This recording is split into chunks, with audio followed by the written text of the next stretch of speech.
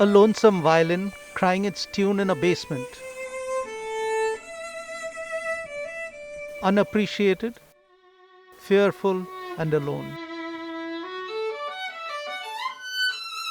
Waiting for the next bomb to fall. Yet defiant, to play on till the sound of war can no longer be heard.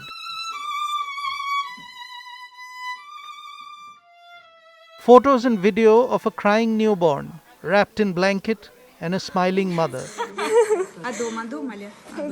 From the other side of divide, in Luhansk. Still a child of war. The violin plays on, a mournful background to newly turned rubble. Lives that were normal less than a month ago. Buildings that housed dreams and hopes and everyday matters.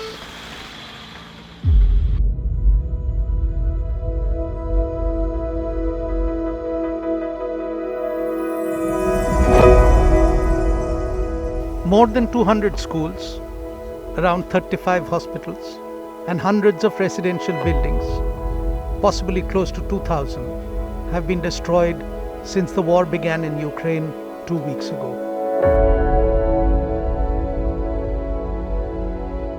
Towns and villages across the eastern half of the besieged country do not have electricity and water.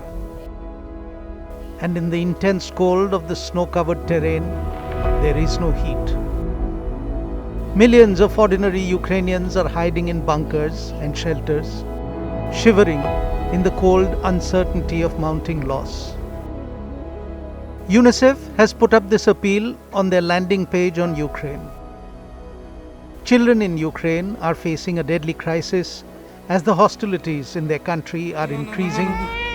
Like all conflicts, this is turning into a children's crisis, and they will need as much humanitarian support and help as we can provide. UNICEF says there are 7.5 million children in Ukraine, and the war poses an immediate threat to their lives and well-being.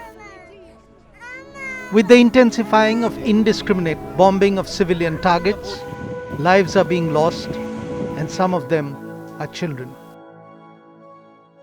On 7th of March, human rights sources inside Ukraine released actual numbers of children killed, 38 dead and 71 injured.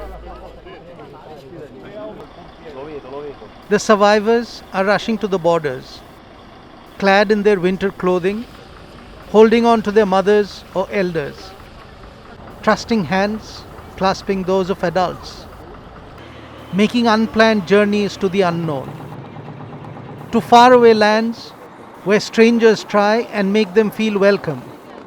Just 2 days ago, we had a transport of 700 kids. And, it's not easy to find a place for anybody, but it's even tougher to find a place for 700 kids in the same one place.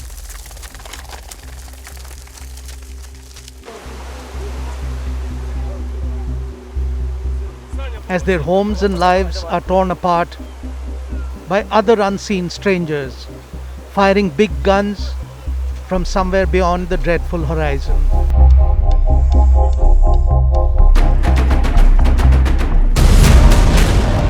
Natasha, a 16-year-old Ukrainian refugee from before this war even started, writes, "The war came to us and happiness is no more than a ghost from my dreams." Natasha used to live in the seaside village of Shirokne in eastern Ukraine. The last time she saw her house, she was 11. Natasha writes, "Our hearts are full of sadness. We have no home. The night is black.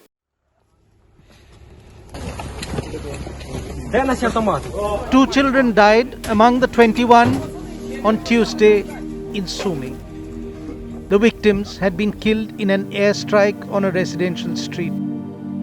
At that time, a ceasefire was supposed to be in force.